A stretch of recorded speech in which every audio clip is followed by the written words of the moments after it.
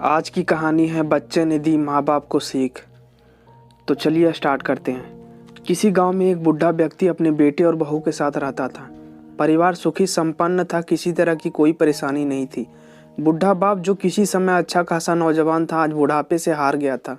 चलते समय लड़खड़ाता था और लाठी की जरूरत पड़ने लगी थी। चेहरे झुर्रियों से भर चुके थे और बस अपना जीवन किसी तरह व्यतीत कर रहा था। घर में एक चीज़ अच्छी थी कि शाम को खाना खाते समय पूरा परिवार एक साथ टेबल पर बैठकर खाना खाता था। एक दिन ऐसे ही शाम को जब सारे लोग खाना खाने बैठे, बेटा ऑफिस से आया था। भूख ज़्यादा थी लगी, सो जल्दी से खाना खाने बैठ गया और साथ में बहू और उसका एक बेटा भी खाने लगा। बूढ़े हाथ जैसे ही थाली उठाने को हुए, थाली हाथ से छिटक गई। थोड़ी दाल टेबल पे गिर गई। बहू बेटे ने घृणा दृष्टि से पिता की ओर देखा और फिर अपना खाना खाने लगे।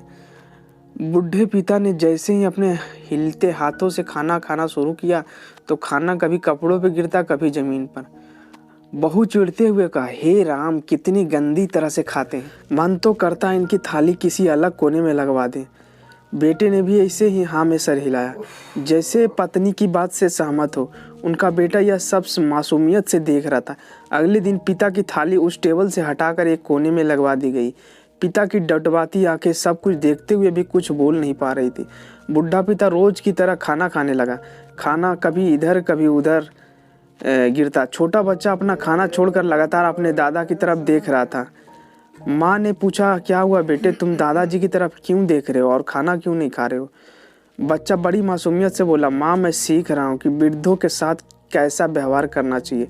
जब मैं बड़ा हो जाऊँगा और आप लोग बूढ़े हो जाएंगे तो मैं भी आपको इसी तरह कोने में खाना खिलाया करूँगा।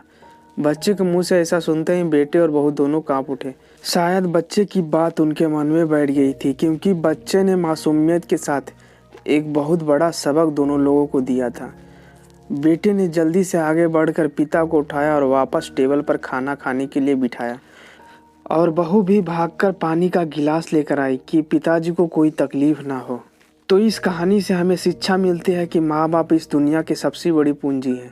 आप समाज में कितनी भी इज्जत कमा ले या कितना भी धन इकट्ठा कर लें, लेकिन माँ बाप से बड़ा धन इस दुनिया में कोई नहीं।